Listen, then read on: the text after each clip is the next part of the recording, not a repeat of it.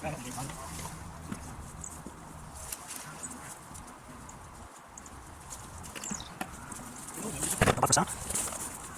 guys, it's time to make some hard apple cider using nothing but fresh apples, a bit of sugar and some yeast.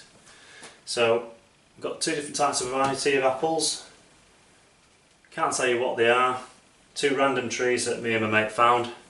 You got some footage at the beginning of the video of us foraging for these. Really tasty. Last year I made a batch of hard apple cider from a tree which had loads of apples on it, but the apples were nowhere near as tasty as these ones. So specifically these red ones are better than any shop bought apple I've ever tasted. Not sure we got the footage on this red apple tree. It was quite dark by the time we got to it. It was pretty much pitch black, so filming would have been impossible.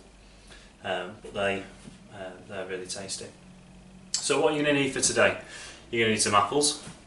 You need a fermentation vessel. You need some brewing sugar. You probably won't need too much of this because there's natural sugar in the apple themselves. So we'll check the specific gravity when we come to that, and we'll decide how much sugar we want to put into it. You're going to need a food processor. You need some yeast, some sterilising solution, so that's going to be made up of this Wilco brand that I use, some Camden tablets, some pectolase. That just breaks down the sort of food matter within the pressed apples. Last year I didn't use it and it took absolutely ages for it to clear, so I'm hoping that by using it this year we should get it clearing up a bit quicker. And some yeast nutrient just to help the yeast do its magic. So I've washed the apples. I'm now going to sterilise the vessels and then I'll get chopping. So I won't record the sterilising of the vessels, it's quite boring. So I'll be back in a minute. Right guys, so I've done the sterilisation. Now as you can see I've got absolute arduous job on my hands here. I have to chop each one of these apples basically so that they fit in that hole, so we push through. So you know, I might get away with some getting chopped in half, some in quarters. Either way, I've got an overflowing sink full of apples here that's going to take me probably a good half an hour to chop through. As I go through them, any apples that I will discard, I'll leave them to one side as an example as to what's a good apple, what's a bad apple. But for now, I'm just going to get chopping.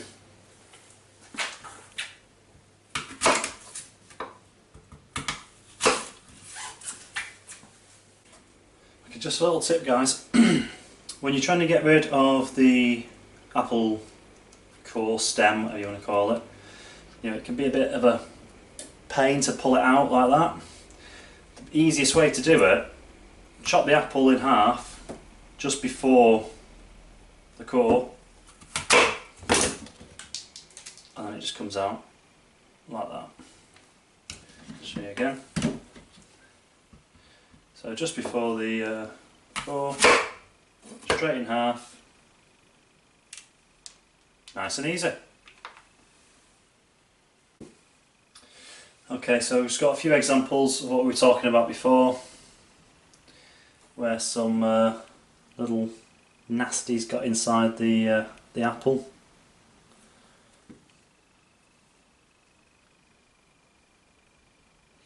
There you go.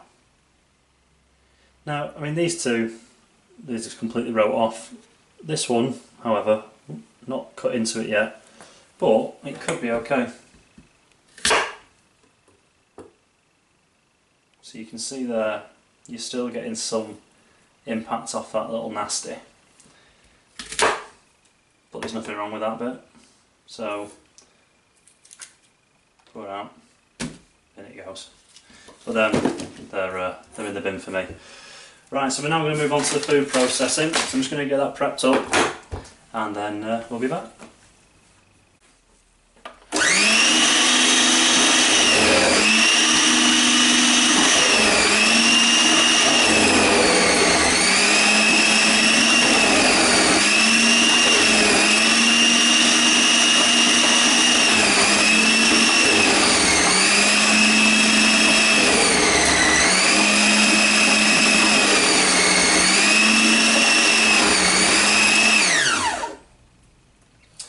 Okay guys, so I'm about halfway through these apples now, I'm probably about 15 minutes in.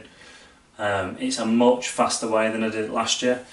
Last year I was using this blade, which is just your normal food processor blade, and it took a lot longer. I was having to shake the processor to get it to work properly. This is far more easier. I was just thinking then while I was pressing these apples that I've seen people on YouTube using the juicers. Now obviously if you're using a juicer, it's because you've not got a cider press, and that's fine if that's the option you've got. But you end up with a lot of sort of foamy clag on top of the juice when you do it that way. This way it's a lot cleaner juice, and you don't get that clag. So if you can stretch to getting yourself a cider press, it's an initial outlay, but then you've basically got free cider every year for forever, basically. So yeah, this is working really well. Really recommend the little grater adaptation that you get with your food processor. Right, so good 45 minutes there of grating, condense them 2 buckets of apples into this 1 bucket. So let's get that out of the way. Just going to talk a little bit about the cider press before we do the pressing. So the cider press is wooden frame. Mine's cast iron bottom with some holes in the legs. I'll talk about them in a minute. We've got the mesh. This is basically just to keep the apples from spitting through the sides. And then we have 2 wooden plates that join together, and then on top of them you have a block of wood, a little washer, the turning mechanism that screws onto the top of here, and a little turning arm that goes into the mechanism like that. So I'll just do a quick one just to demonstrate. So I'm just going to tilt the back very slightly. Got my jug there to catch the apple. Okay, so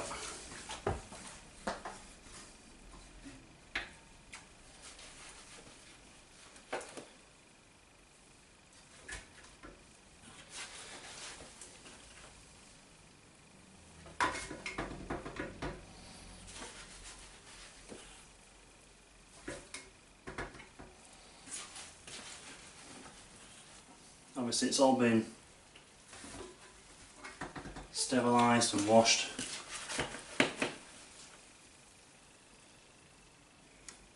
Ready for pressing. You want to be filling this up as high as you can to save you on a bit of labour having to keep on taking it apart and putting it back together again.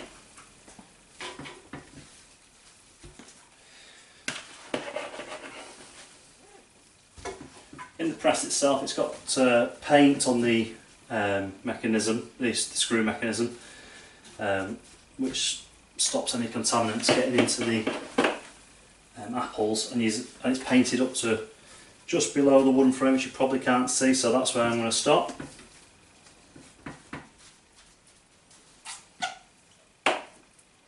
Fold over the cheesecloth type netting.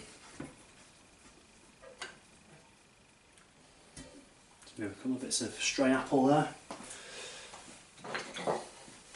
Put our wooden blocks in here. And then there's some bits of wood which you basically sit on top of that. Now I've cut a few extra myself because it just allows you to get a few extra turns out of it before you have to reload it. So just rest them on there, 2 more.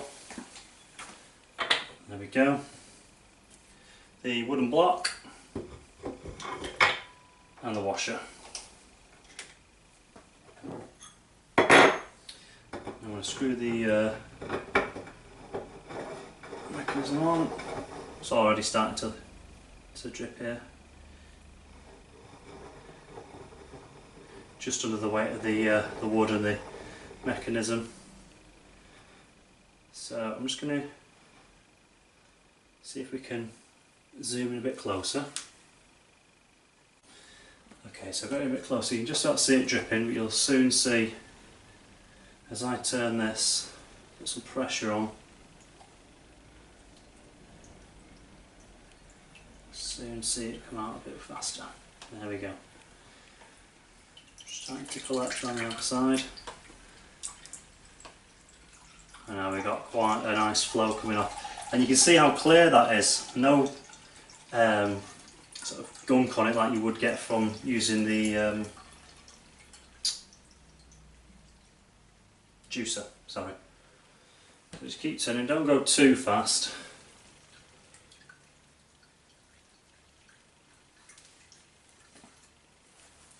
There you go.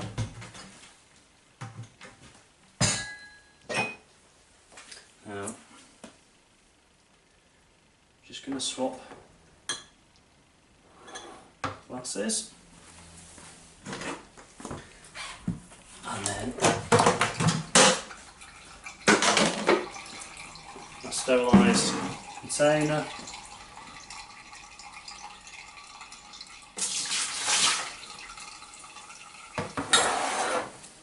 And keep going.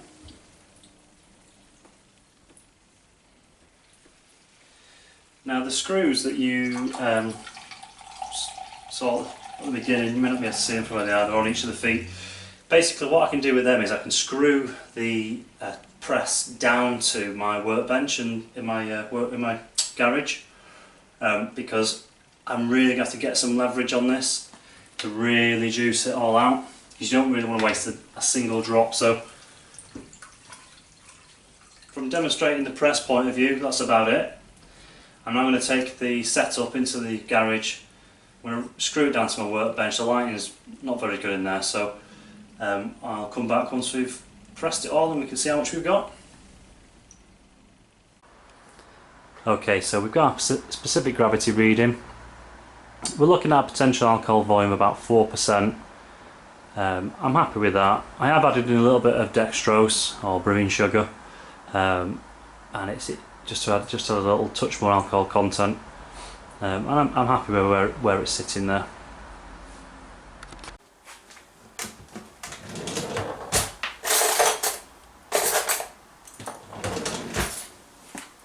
Okay, so we've ended up with about 10 litres, just shy of 10 litres of apple juice from our 2 bucket full of apples. So what we're going to do now is we're just going to add in a couple of things. So we're going to add some yeast nutrient in, just to help things along.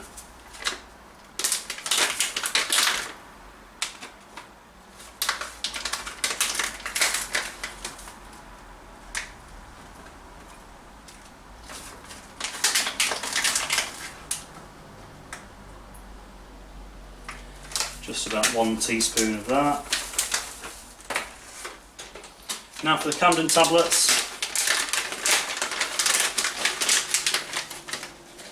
I'm going to add 2 of these in.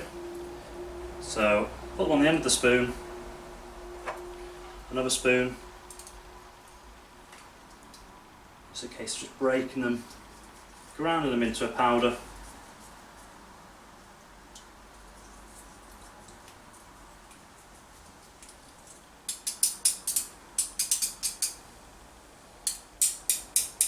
There we go.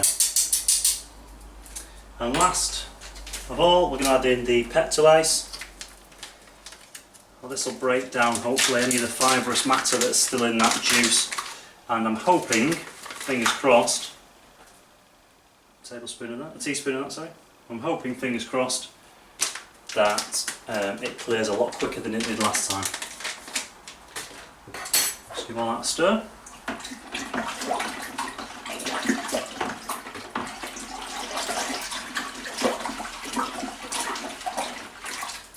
Lovely stuff. Okay, so we can seal it up.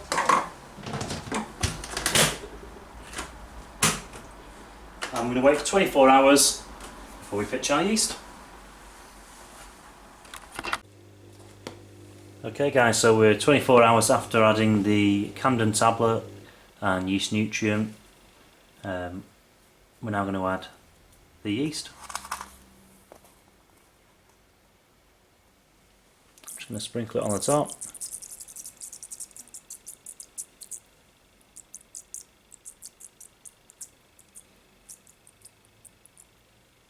Just a little bit more.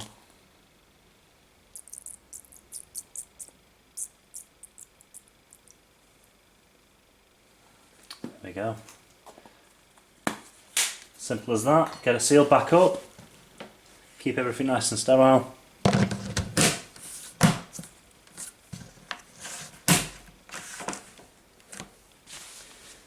And now I'm going to put this in a dark room, out of the sunlight, and we'll check on it in a few days.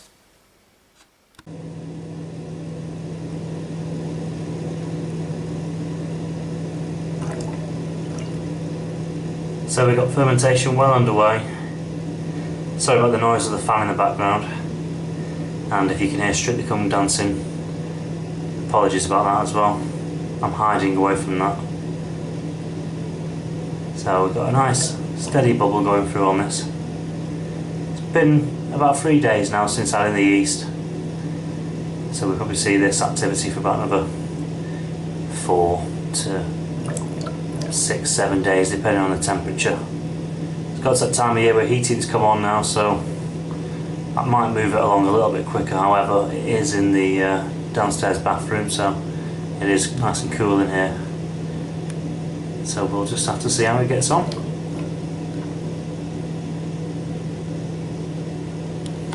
Look down there. See, there's a small, what they call a Krausen ring, very small, about half a centimetre, where the yeast has had some activity.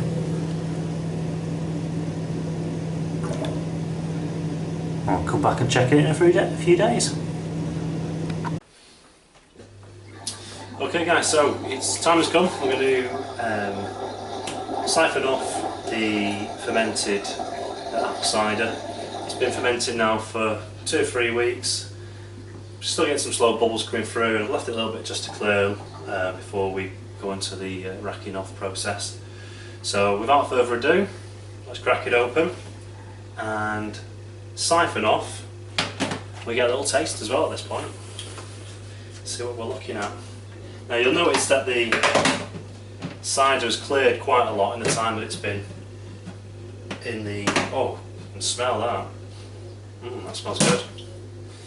So, I can't really move the bucket to show you, but it's a lot clearer. You'll get a proper look at it once we put it into the demijohns.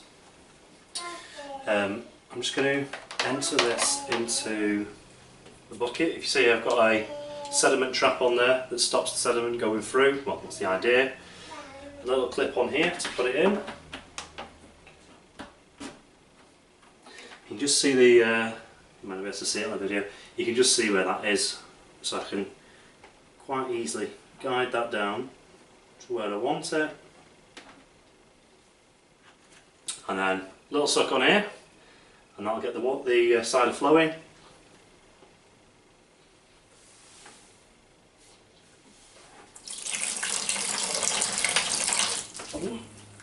There you go. A little bit. Ooh. There's a brand new pipe, and the pipe's just going a bit crazy down it. Okay, so it's running out really clear. I'm really impressed with how clear it is. Last year when I did it, I think I mentioned earlier in the video, it took ages for it to clear. Well, looking at this, it's at the standard where I'd probably a bottle it straight away looking at this clarity, but you'll have a little look at it in a minute when I put it into the demi-job.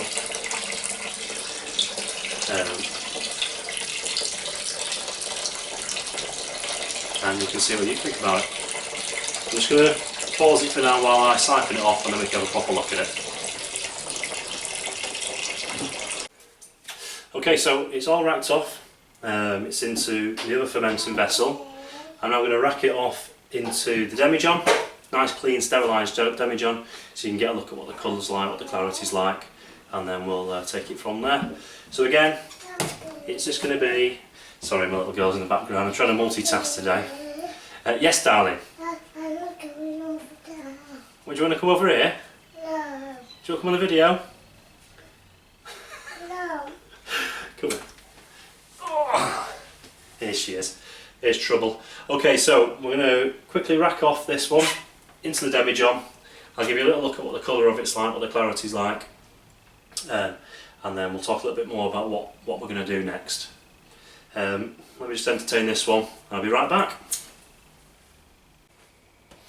Okay, sorry about the little interruption there from the little monster. She's busy eating some hot dogs now, so she's out of the picture. So, you can see where we're up to here with the cider. I've racked it off from the original fermentation vessel into a second one to get it off the sort of yeast cake at the bottom. Then I've racked it off into 2 demijohns, 10 litres of cider. I'm just going to bring it up to the camera. So it's pretty, it's pretty good considering where it started from, but it's not as clear as I want it, so I am going to leave it to settle a bit longer in the demijohn. It's certainly a lot further on than it was last year at this stage. I'll show you the other one as well. I mean, there's nothing wrong with drinking that as it is, but I'm going to go for it a little bit clearer. And that's it really. I'm not going to film the bottling up process. I will show you after the finished product, after it's cleared and it's been bottled. Everything's been sterilised, so when you come to bottling up it's the same thing. Make sure your bottles are nice and clean, nice and sterilised. I use the drops, so I'll just show you now.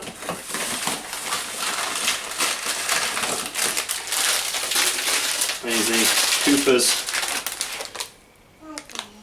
there you go, carbonation drops. Basically all it is a little block of sugar. It's dropped into the bottle. Depending on how big your bottles are, you might want to put 2 in. 500ml bottle, I normally chop 1 in half and put 1.5 into it. Once that's in, another week, 10 days, 2 weeks, depending on how warm it is, down the line, pop one open, see how fizzy it is, see if it's as fizzy as you want it. You can drink it still, you don't have to bother doing that, just clean your bottles, get it straight into the bottles as it is, and drink it as a still cider. The taste I just had then, really nice, really impressed with that. The apples this year were a lot better than the ones I had last year. So yeah, I'll finish the video off as soon as it's all bottled up and in a nice glass with a bit of ice over the top of it. Okay, catch you then. Okay guys, so it's all bottled up and we're ready to have a little look at what this looks like. Hopefully get a nice little pop here. Whoa! That was a pop, wasn't it?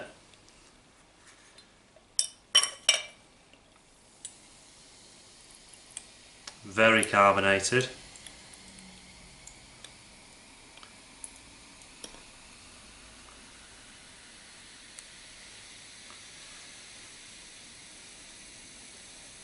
Look at that.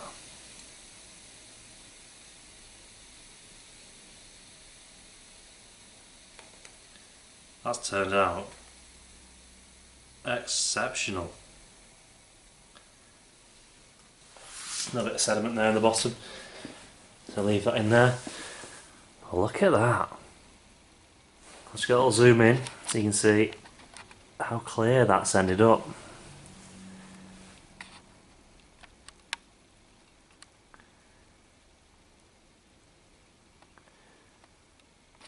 I'm going to have a little taste.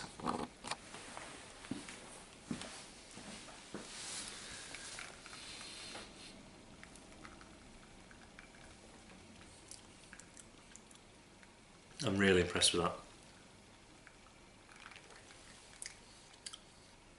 Oh, that's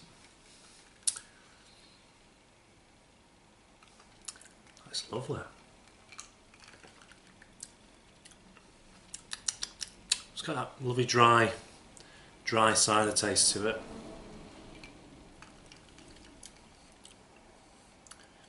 Really appley.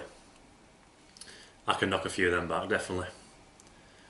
Well, thanks for watching the video. Hope you enjoyed it, hope you found it helpful, and hopefully I'll be doing a few more different types of things, brewing related, non-brewing related. So if you like the video, please follow me, give me a thumbs up, and leave some comments. Thanks very much.